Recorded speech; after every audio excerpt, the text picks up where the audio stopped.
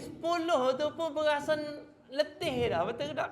Berasa letih, apa lagi? Tanam pokok sayur depan halaman rumah hasil, rezeki kosin dengan orang boleh pahala, tak skrin boleh pahala, demo tabung masjid tiap-tiap pagi boleh pahala. Letih weh kita nak tulis. Tapi ada semakhluk Allah ni, betapa Tuhan ni baik, dia ke kita satu makhluk, setiap orang adanya raki atik je nulis. Apa yang nulis? Ini nak bagi pahala kita. Kita bangun tidur, kita baca Al-Fatihah, kita tidur, kita niat kerana Allah, kita tidur kerana ibadah, kita mula pekerjaan baca bismillah. Dekat tepi raki atik ni tak berhenti tulis pahala kita, tak berhenti tulis gapo kebaikan hak kita buat, dia tulis pahala.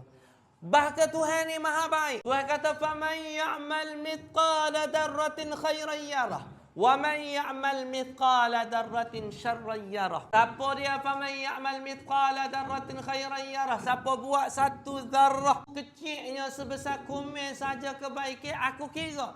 Wa man ya'mal mithqala darratin syarran yarah. Membuat perkara kecil pun aku kira belaka. Tapi Tuhan ni baik dah.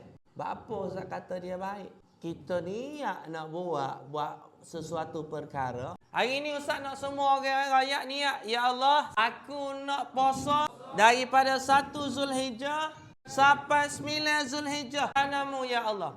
Ya Allah, aku nak sedekah daripada 1 Zulhijjah sampai 9 Zulhijjah. Ya Allah, aku nak buat kebaikan, nak buat amalan berganda daripada 1 Zulhijjah sampai 10 Zulhijjah. Katanya alim ulama, 10 malam terakhir dalam bulan Ramadan pun hebat dah, betul ke tak? Tapi 10 Zulhijjah, 10 hari Zulhijjah Tuhan bumi berkali ganda lebih hebat daripada 10 malam terakhir dalam bulan Ramadan yang mulia. Tadi kita niat kau belakang tadi? Niat. Tuhan beri tak pahala? Siapa dia bukti kata kita ni royak, kita ni niat? Mana Tuhan buat? Ada je nulis. Nama dia apa? Raki Atik. Baik dah Tuhan dengan kita. Baik. Allahu Akbar.